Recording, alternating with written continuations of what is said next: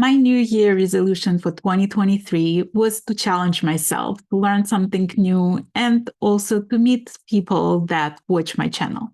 So on January 15, I started 2023 Fiberchats Shetland Lace Knit Along on Ravelry.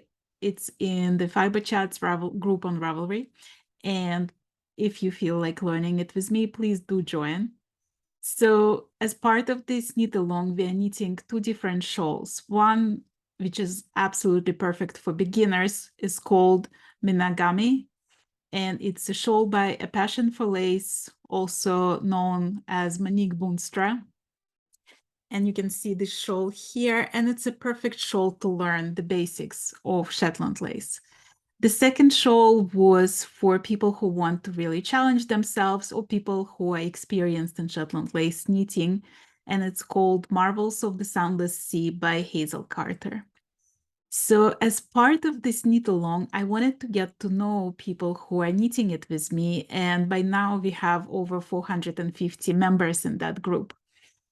And so this series that I'm calling Humans of Fiberchats will introduce you to some of the people who participate in this knit along.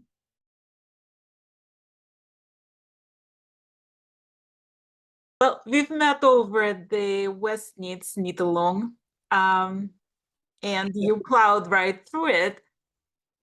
What made you decide to join this one? Well, I'm still working on that one actually. But I like to pick up a couple things at once. And I've done a little bit of lace, but not a lot of lace knitting. So that's why I want to try this one. Which pattern did you pick to do? I'm doing the easier one. I actually did the swatch already for it. So I did a swatch. Oh, that's beautiful. And I'm doing it in a fingering weight yarn so that it's a little bit, so it's going to be a little bit easier for me to see as I knit. Right. Are you planning to do it as a scarf or as a shawl? So I have a very large cake that gradates from that light green to a dark green. Right. And I don't know how much is on it, but I know there's more than the pattern calls for. So I'm just going to keep going until it gets near the end. Right, until you run out of yarn, basically. Yeah, so I mean, that's the beauty of this specific pattern, because you can do that. Like, you can decide as you go, like how long you want it, and it works for any kind of yarn. Have you watched the tutorial? I have watched the tutorial a couple of times. Like I said, I've done a little bit of lace knitting before, but your tutorial helped me a lot with more knowing how to read what's on my needle as I'm going. Right. And I think like that's one of the skills we all trying to develop through this thing, because like that light bulb moment is exactly when you like learn to recognize where you are in your knitting, and then suddenly everything becomes manageable. Yeah, that's the goal. Yeah. I mean, so you're very ambitious when it comes to your knitting. Like, you're not challenged by color work, you're not challenged by cables, you like jump right in and you plow through it. Did you have any hesitation about Shetland lace? No, not really. So my first project I did was a sample blanket. So I didn't know what I was getting into. And the blanket that I did started with simple garter, and then you worked your way through it, so you learned stitches as you went. And because of that, I never knew what was considered hard versus easy. And so I've never stopped to think about that. Right. Still. You told me that you have dyslexia. Is that making it chart reading more difficult for you? It's easier. I can read the chart backwards without thinking. Like, I see a lot of people are having issues with understanding to read it backwards. Right. Whereas I just intuitively, I'm on this line, I know I'm going this way, and it's easy for me to see left to right or right to left. I find that also like it's helps me somehow. Like if I'm thinking of, I'm knitting from this direction to this direction, if the decrease is leaning away from that direction, they have to go this way. Like it's thinking of the direction of decreases somehow helps me to understand where they're supposed to be leaning. Well, I think that's the goal too. I think the goal is less to know that you're doing a less to know if you're decreasing in the back and the front, as much as to know I need to decrease this way. What makes this happen? Right. If that makes more sense. You know what's funny? Like I was interviewing Charles Gandy and he taught me this trick. He said, like, I can never remember which way the decrease is supposed to lean. So I know that knit two together have an R in it. So it's a right leaning decrease, and slip, slip, knit doesn't have an R in it. So it's a left leaning decrease. So I use that trick all the time. Yeah, so I do everything on an iPad, so I can write notes on it as I go. And every single one of mine has a little note that follows every line, or that just falls as I go, that has a left and a right, and then R decrease, and like left leaning and right leaning decreases. So I just know which way I'm going. Right. Well, what do you like about knit alongs? Like what attracts you to the idea of the knit along? I'm one of those people that I'm more apt to finish something if I have somebody else telling me, or encouraging me more to keep doing it. So it's not that I do like the knit alongs, and that's kind of why I like to do them, is it's for the camaraderie.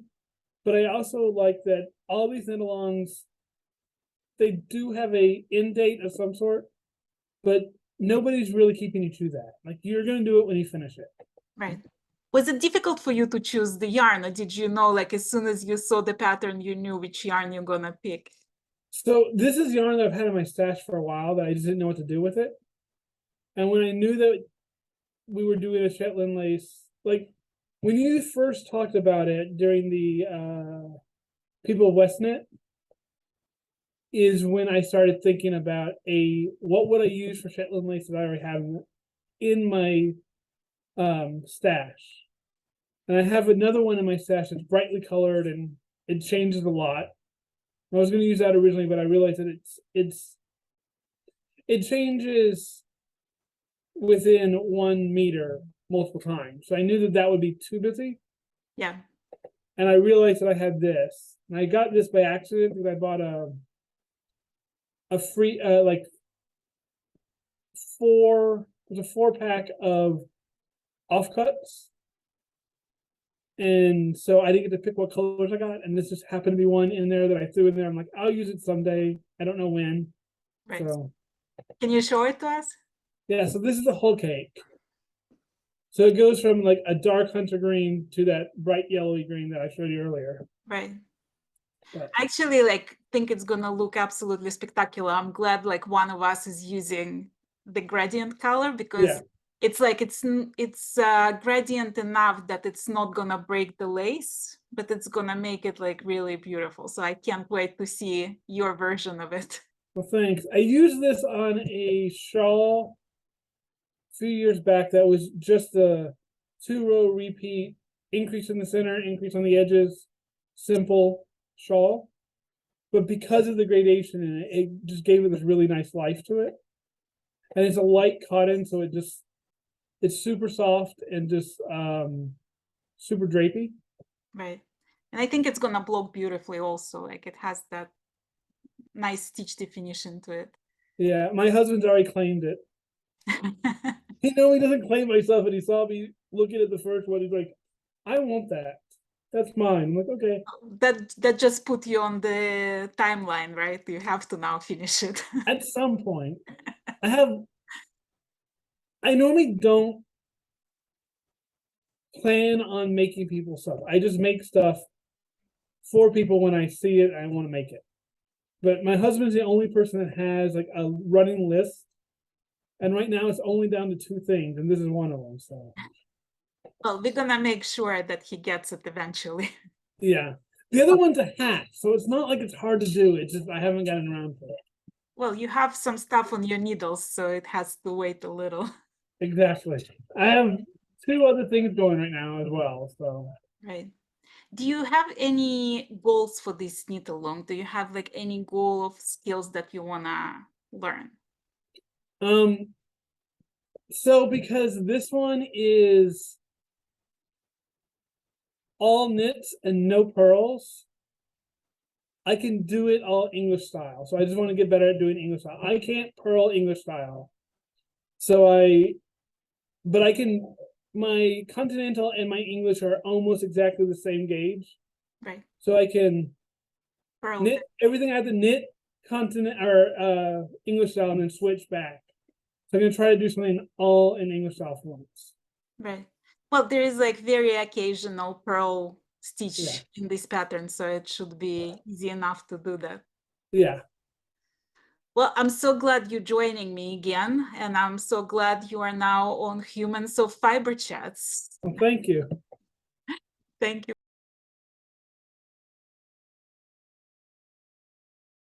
Yeah, I know it's difficult to get everybody on one place, you know, because they all have I was actually like extremely surprised by the response for this knit along, because I mean, Shetland lace is difficult to start with. Not a lot of people are even brave enough to try it. I mean, it's easier once you do it, right? But just like to break into that, the first barrier, it's hard. So I thought it's going to be like, 20, 30 people, and we're going to have these cozy conversations and little knit together. And then boom, it's 400 people before I knew what's happening, So it's amazing.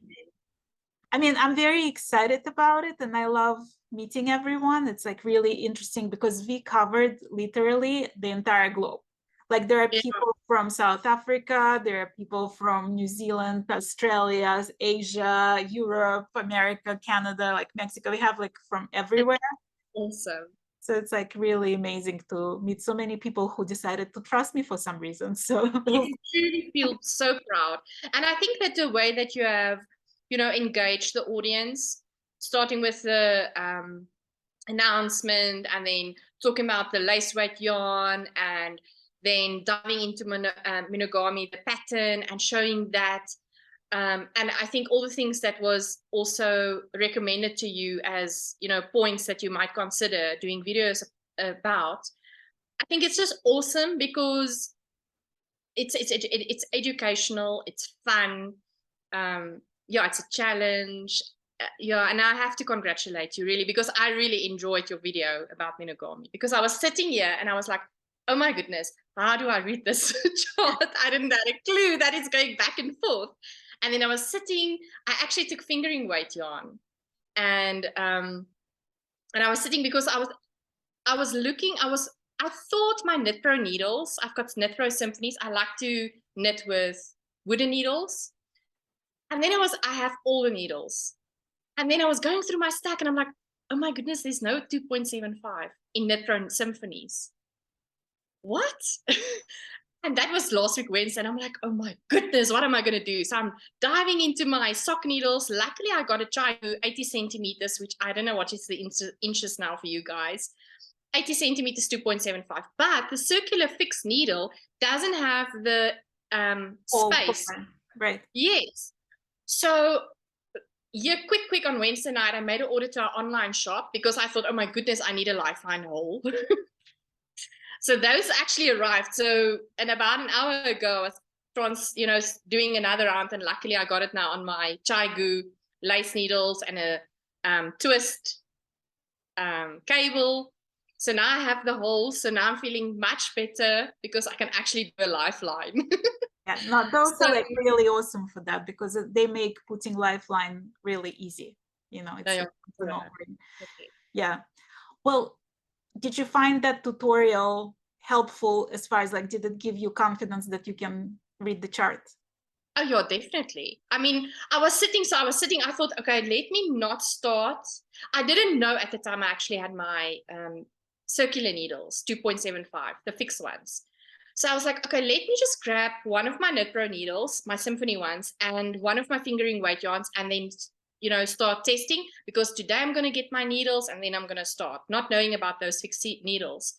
Right. So I was looking at the pattern, reading the pattern, and then I'm like, I saved your tutorial once it came on YouTube. I always put it on save. I downloaded it, and I was like, no, now I need to go and sit and watch what you're doing. So it was this, by the second row, I knew exactly what I needed to do. And yeah, it was very helpful. I really thank you so much for that. And then I realized I've got sock needles. I might have a 2.75. And then I quickly casted on my 99 stitches and yeah, started. So no, but your tutorial really helped, because it really was a little bit daunting, because it's something new. I've never knitted lace, not even lace. So I'm diving straight into shepherd lace. I mean, I did the same exact thing. So, I mean, I admire your bravery. On my part, it was more naivety than bravery, because I didn't even know that it's supposed to be difficult. So I just jumped right in and learned how to do it.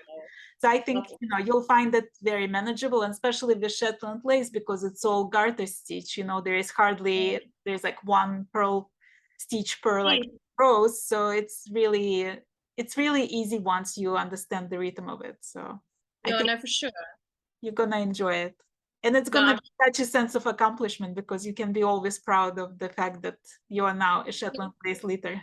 Oh yeah, I'm gonna really feel really proud. I remember doing the first MCAL.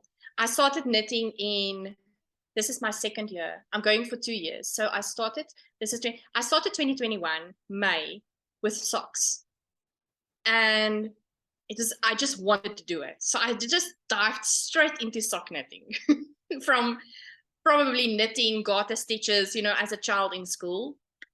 And then, so I started with knitting in May 2021. That September, I decided, no, I'm doing the MCAL of Stephen West, Shawlography. And I remember after finishing that shawl, I felt like, oh my goodness, I'm not a beginner knitter anymore. I felt so accomplished. I'll never forget it. And so then I did my colorwork sweater last year, the Norwood sweater. And this year for me is Shetland lace. So I want to dive into that, you know, and it's nice to be able to get it right and know you've accomplished a new technique. So yeah, I'm really excited. And yeah, no, but I have to say, I'm already loving it. The few rows that I did, I think I did 5 or 6 rows. And I'm already enjoying it. I can see the rhythm starting. Yeah. How it's going to go. And also what I've done is with my chart, because, oh my goodness, if I have to say front and back, knit together through the back loop, front, back, with the 2 rows. And I was like, oh my goodness, it's like my eyes want to see over each other. It's like it's not working properly. So I highlighted all the knit togethers through the back loop for both rows in different colors, in 2 colors. And that helped me enormously to quickly just, oh, this is easy. I just have to do this one in the back loop, you know? So yeah, no, I can see I'm going to enjoy it a lot. I'm sure that by the 5th diamond, you're going to memorize the pattern, and you're going to be surprised at how easy it becomes, you know? So yeah, no, for sure, definitely.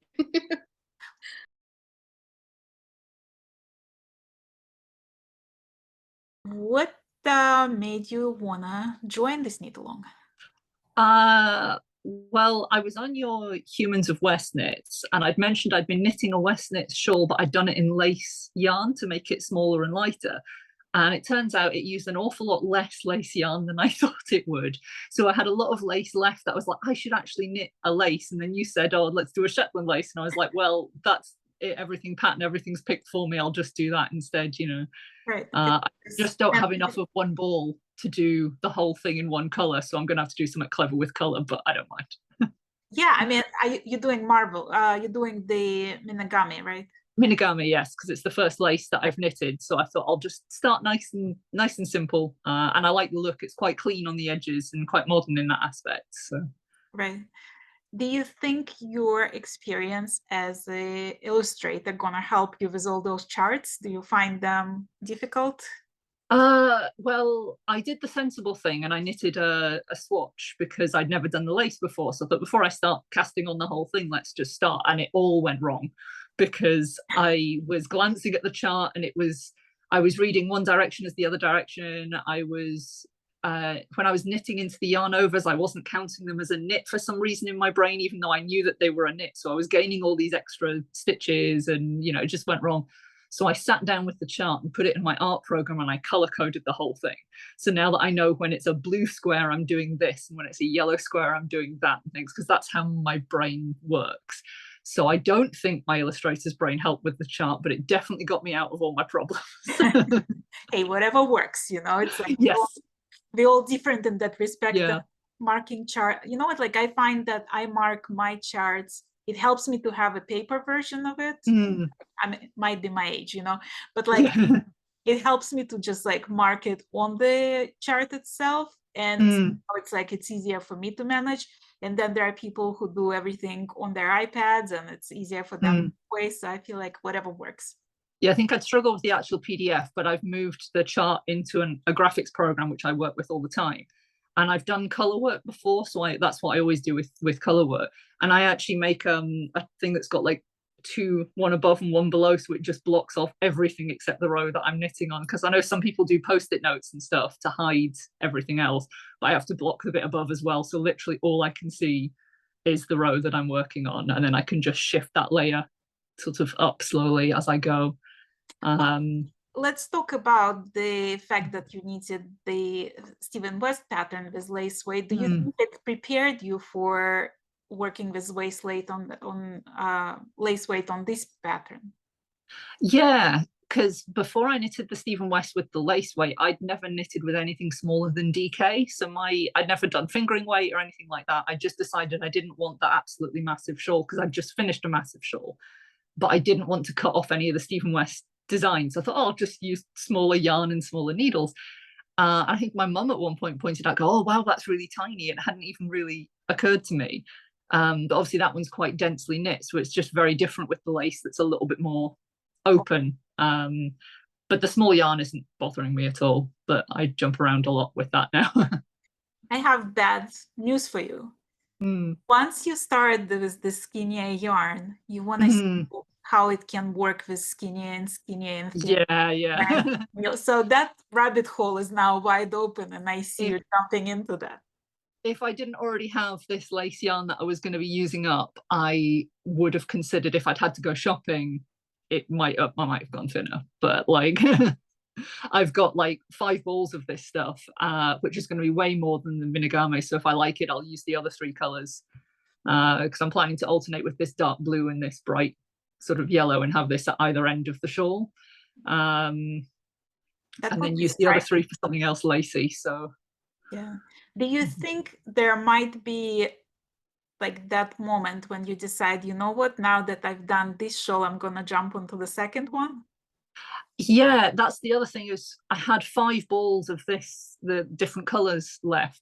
So the way I arranged them, I've got 3 that look nice together, and I've got the 2 that look nice together. So I have a lot more lace yarn. So if I get the hang of this, I'll probably look either at that one, or there's a couple of other designs by the same designer that I also like. So it might not be the Sunless Sea, Marvelous and Sun Sea, that's the one. It might not be that one, but I think I might go more on the Shetland, like bigger. I just decided to stay sensible with the first one, and considering how I really screwed up that first chart, I'm like, I think we're just going to stay with the more simple design first. I feel like this is my New Year resolution of sorts. Like I decided that I'm gonna just challenge myself any way I can and see what happens. So the very first pattern I started knitting this year was a test knit by Jennifer Bill, and it has interlock, it has knops, it has lace, it has, flat fair, like every technique you can think of somehow found itself in this one project. So I feel like if other people in this knit along are inspired by that and try to challenge themselves, it's going to be an interesting year to see us all blossom. Yeah. Like I've done some basic lace type stuff before. Like this shawl actually that I'm wearing is the one, it's got really tiny holes that you can't really see in this bit. So that was just like you yarn over on one of the layers and then you just plain knit back the other, you know. So this is the first time that I've been putting yarn overs into yarn overs and making big holes and all that kind of thing. But like, I can see how it works, but somehow sometimes when it's in my hand, it's like, is this the right hole? Is it not the right hole? You know, I mean, I have a tiny bit started, so it's actually making the right shape. So it's, you know, going all right. Right. Now, like if you have the first few rows figured out, you go, you're done. You like, the rest is just, yeah, basically, you know. That's the thing, is the minigami has essentially like 3 defined ovals, and the first time I did it, I had one big oval and a mess in the middle. So like, I just, every time I start to get 3 defined lines appear, I'm like, right, it's going okay.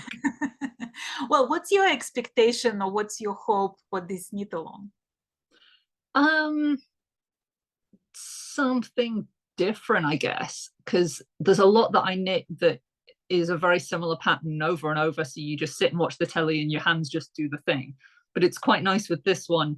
I mean, I say nice, but like, I have to sit with the chart directly in front of me. And I was trying to knit it the other day while chatting to a friend, and I was like, no, this is not going to happen. It has to just be me and the chart. And it's quite nice to go, if that's what I want out of some time, is just me and a chart of knitting and maybe some music or something, rather than, oh, I'm watching telly, but I guess I'll knit at the same time. So it is just me and the knitting, which is different to some of the other stuff that I do, you know. Right.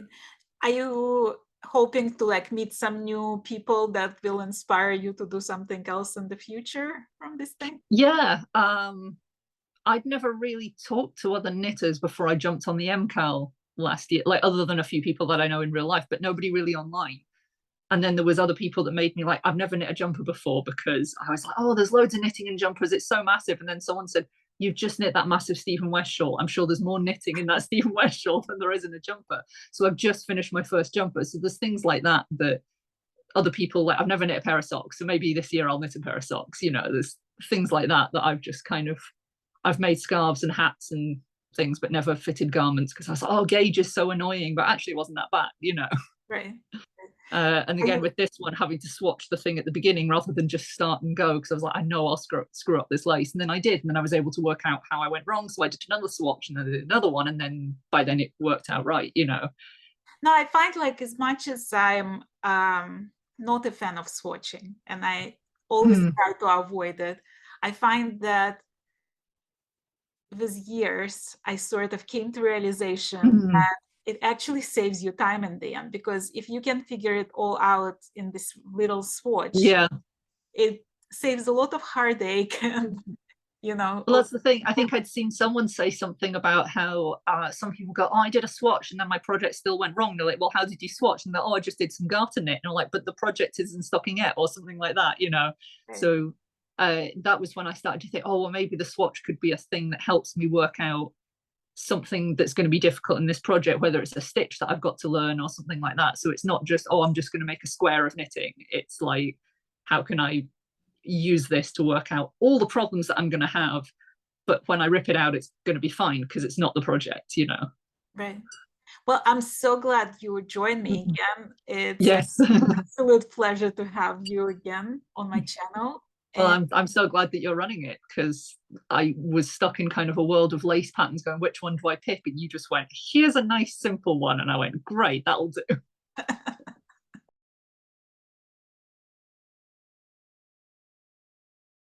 Are you enjoying the knit along so far? That is a loaded question. Not yet. Well, let's talk Right. about it. So you like on the nth try. Oh, Like, explain me why. Like, what do you think is happening? I don't know. Yesterday, it may be because I was doing it, still knitting in the evening. But if I could figure out what I was doing, I probably wouldn't be doing it anymore. It just seems like, you know, well, now I can get through the first 4 rows with no problem. I mean, it's just like, but every time I get to a new row, so my husband's like, well, by the time you've torn out 50 times, you should be good to go. I'm, you know, I don't know what mistake I'm making. I get to the end of a section and I'm like, don't have enough stitches left, but looking back, I can't figure out always what happened, or I can figure it out and I go to tear out and then it just all unravels. I don't have the experience in fixing Shetland lace. I mean, I can fix lace where, you've got, you knit 3 and you yarn over and you knit 2 together and you move on and the next row is a knit row. But I wonder if you like overthinking it. I wonder if that's the issue, because I feel like if you just stop yourself, like that row of 5 seems to be the issue. Like if you on that row just stop between each set of markers and see like what's happening, you don't have to unravel the whole thing. You can just go back between those markers and fix that. And I'm more than willing to do one-on-one with you and just knit that row with you if you think it's gonna help. Well, I'm past 5. I just did 7. So it's like progress. But the problem is sometimes I just can't see.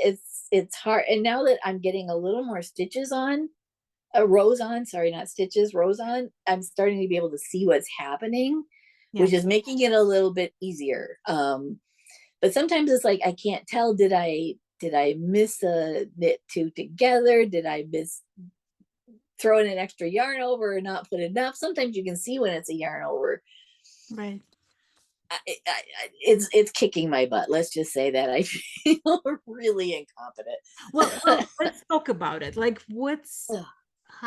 are you frustrated, or do you look at it as like a challenge that you're gonna beat? A little both. I wasn't frustrated till last night when I had to tear down to the lifeline, and that was a total disaster. I had used dental floss, and I don't know if that was the problem, but trying to get the stitches back on, and I think what was happening was that the yarn overs were tightening down over the dental floss. And so I was missing yarn overs, or I somehow dropped. I ended up with like 7 stitches too few when I got the row back on. And, I looked at it and it's like, I could see a couple places where this is probably a yarn over, but I just couldn't fix it. So today I'm now done to, I think I'm on 6, 7, maybe 8, and I'm putting a lifeline in with yarn to see. I'm sure people are not really going to be interested in all my issues here, but I don't know. I think like it's encouraging to see that you haven't given up. Well, my stubbornness has kicked in, because right now this isn't fun. Although today has gone a lot smoother. I just kind of knit through, but I was just like, I'm not going to let this beat me. Well, I shared my story with you that when I was learning brioche, it took me 18 tries of completely unraveling the whole thing just because I couldn't figure out how to fix mistakes. So I was interviewing recently, and I'm actually gonna post it today, Olga Jazzy, and she mentioned that Elizabeth Zimmerman was always saying, admire your knitting. And it's not just because you admire your knitting, right? But because when you look at your knitting, you start recognizing those patterns and you start recognizing those stitches. So if you don't look at it like, oh, I have to get to the end of the first repeat. Like if you don't put yourself goals in terms of how many rows do you want to achieve in that day, if you just sort of force yourself to slow down and learn to recognize those stitches and learn to also predict what's the next stitch might have to be, right? If you look at it and you see that you knitted 2 together, you know that right next to it has to be a yarn over, and you ask yourself, is it going to be before the knit 2 together or after knit 2 together, right? So if you start analyzing your knitting and admiring it while you're doing it, you might warm up to it and you might actually enjoy the process. Well, like I said, now that I've got, half an inch on there and you can sort of start to see the diamonds forming, I think it's going to be a lot easier. I'm also pretty new to charts. I like things written out, which obviously for Shetland lace would be just worse. But I'm really not used to reading charts. And the whole the symbol is the same symbol for a knit 2 together on a front row as a knit 2 together through the back loop on the back row is just, my brain can't even wrap around it. And I get it, and I totally get it. And that's why it helps if you think in terms of direction, right? Like if you think about, I'm on the right side and I'm going from right to left, is the knit 2 together leaning with the direction of the knitting or against the direction of the knitting? If you think in terms of direction, it also helps you. You don't have to overthink. You don't have to like refer to chart all the time. You just know that like if it's towards the direction of the knitting, it's knit through the back loop, and if it's against the direction of the knitting, it's knit 2 together. So like if once you sort of like also just saying it out loud and learning to trust your judgment in that, because I do a lot of talking out loud. The dog's always staring at me. She's like, what are you doing? But the one thing that really helped with that, because like I said, my brain it was so confusing. And when you're starting out, it's harder to think, you don't have that pattern started. And so color coding it so that when it's a knit 2 together, it's always one color. And it doesn't matter which way I'm going. And I don't even look at the symbol. I look at the color.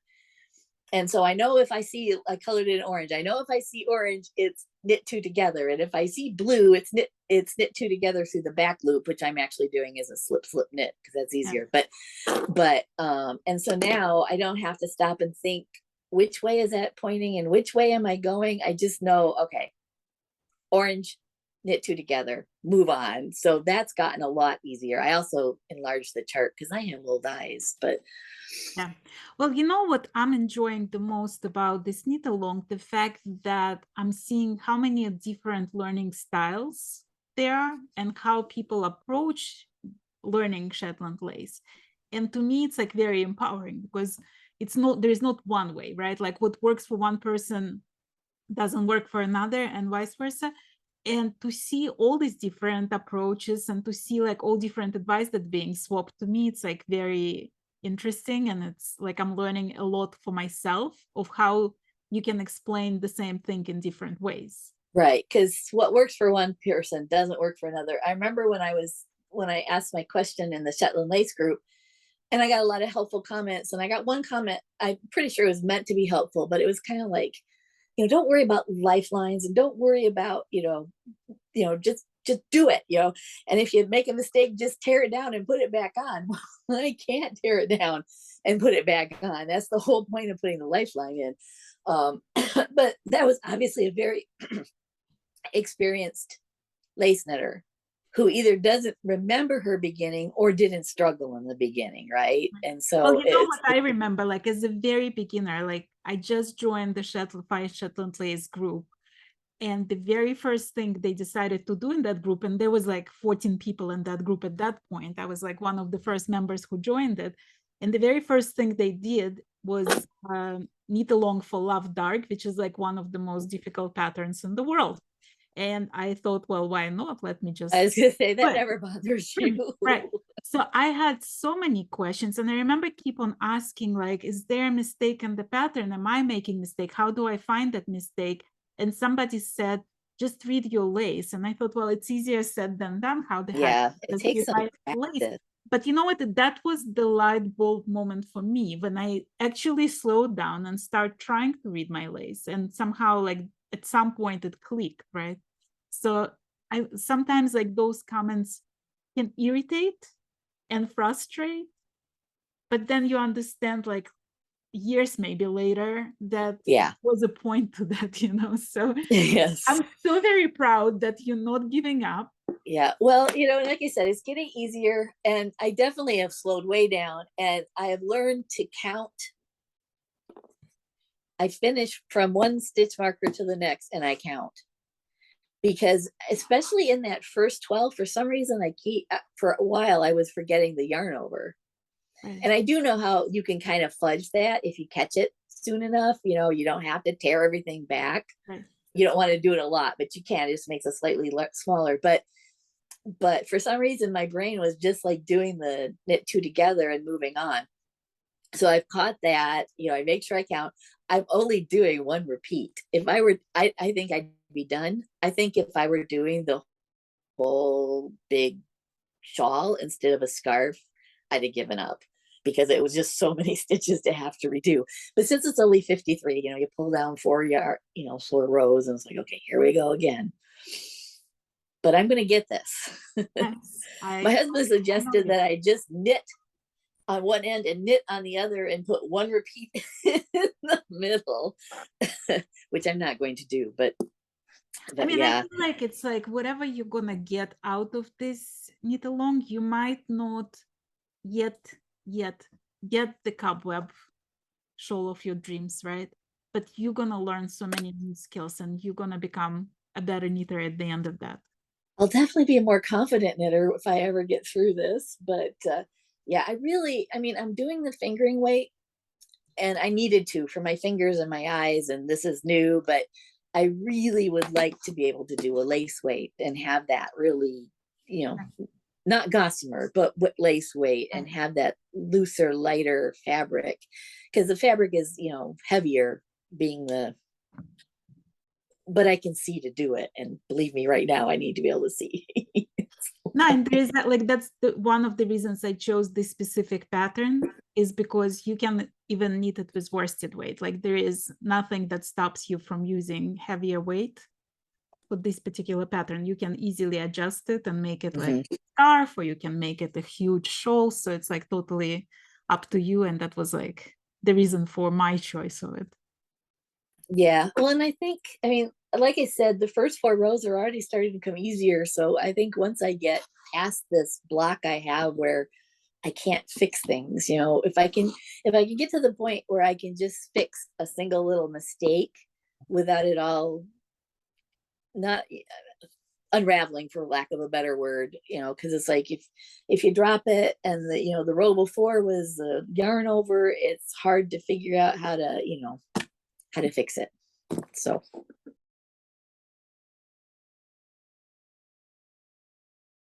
the idea is to try to understand like who is knitting, who is participating in this knit along and all that stuff, right? And what made people join and what they hope to gain from this experience. okay. Tell me a little bit like about your knitting history, like when did you start, how you start, and how did you come to Shetland lace? Okay. So I probably started very young. My aunt knitted and crocheted, and my mom also used to knit. And so they showed me the basics, and then I got really interested in reading the patterns. I got really interested in charts. Like I was fascinated in just reading the charts. And so I probably was around 5 or 6 when I actually started knitting. And I didn't knit anything that, extensive, but like I knitted scarves and some things for my dolls and everything like that. But my mom would knit me some sweaters and things like that. And so I just mostly was fascinated by what they were doing. And I just knitted little things because I actually was a musician and I didn't have that much time and I had to save my hands.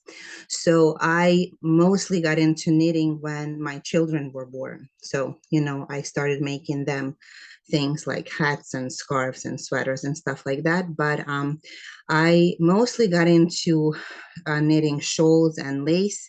A couple of years ago, a friend of mine introduced me to one Russian lady. Her name is Marina Gorstein. And I just fell in love. I just fell in love of how you can start a lace pattern like from the middle, like the whole thing of starting with like 3 stitches and like it's just growing into something beautiful. Like I never experienced anything like that. And so it just kind of like took me in and there was no going back. So have you tried Shetland lace before, prior to this knit along? No, but I've heard different things about it. And so I've seen other designers and to me, it's just so delicate and so fragile and everything. And I always wanted to try and it was always on my to-do list. And so when this project of yours came along, I was like, I have to try it. So, yeah. What attracts you in general to knit alongs? I think it's, hearing other people's, tips and tricks, and also seeing other people's work, because when I make something, I get feedback from other knitters, or other crocheters, and they can give you tips and points of like, maybe you can make something better, or maybe you can, again, I am, on one hand, I am a really fast knitter. Like when I start a project, I can't wait to finish it. Now it's a little bit different with me being sick, but like usually when I start something, people can't believe how fast I finish. They're like, you finished already? And I'm like, yeah, because I want to see the end result. Like, I can't wait. Sometimes like I would barely get any sleep, because I want to see it. But I like knit-alongs because I just like that camaraderie feeling, like I like hearing and seeing other people's things and the color choices.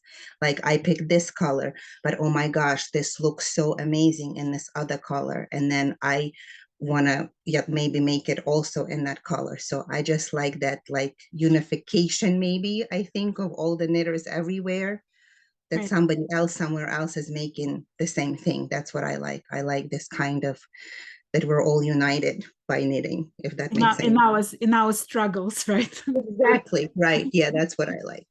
Yeah.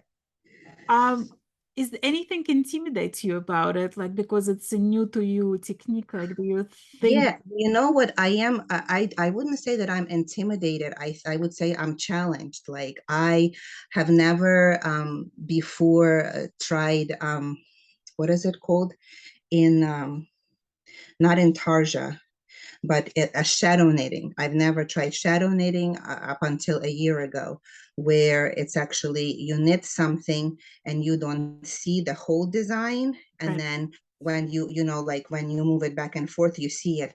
And I was like, how is that even possible? So I got into a project and tried it. So when something really interests me, even though it sounds scary and impossible, I'm like, okay, I'm up for a challenge, I'm going to give it a try. So like I don't see something as an obstacle. I always think, and that's what I think, like knit-alongs are good for, when you can ask questions, from somebody who is like from you, to gain some insights from your experience, because I like that. I like to ask questions and learn from more experienced knitters, because I hate just to do stockinette. For me, it's just too boring, like I need to have some sort of other design going on in there, because I mean, granted, sometimes when you do a sweater, you need to just do stockinette just because, but I would rather do some design in there, because otherwise I would just get too bored. So Do you see more Shetland lace in your future? Do you think it's just first of many other projects? I think so. I think when we had our Zoom before, I think I'm going to buy that other pattern too, because it's just like it's just too, I don't know. I think for me, when I finish this one, I think there's going to be many more to come, because it's just too, like it is just too, I don't even know how to describe it. Like it's not just pretty and it's not just beautiful. There's just something about it. It's just like it just calls me, like I just want to make more of it. So because I love lace. I just think lace is so girly and so feminine, that and I have two girls, actually I have three girls, so I want to make some for them. So yeah. No, I see that as a start of your heirloom collection for them. Yes, I think so. I started with it, and there's no going back, because it just kind of took me in. So yeah. I can't wait to see what you're gonna create with this one. So I see a lot of Shetland lace in your future. So yes, so I'm really excited, and I think I am gonna stick with that blue color that I showed you. So because I think that, I don't know, the bluish, shades just speak to me. I don't know. I was born in December. My stone is topaz, so that's, I think, probably why.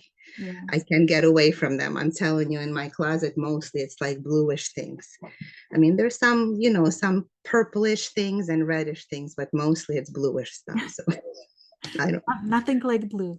Yes, there is nothing like blue, definitely. Yeah, even today I'm wearing blue. It wasn't intentional, it just happened. Right. So I think it's wonderful that you're doing this because, you know, it's like, I think it gives it a more like humane touch, Right. you know, because it's nice to see, because I mean, if you just hear that, okay, well, this project is going on, but it's nice to see who is actually making it and why. I always this question, why, you Right. know, it's this annoying question when you hear it from your kids and you hate it for the longest time, but then you grow up and then this question, you still have it. You watch something and then you're like, well, but why?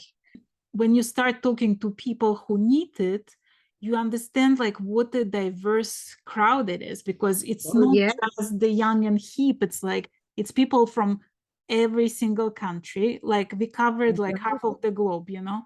It's people of like all different kinds of experience. There are people who've been knitting for 50 years. There are people who started to knit 3 months ago.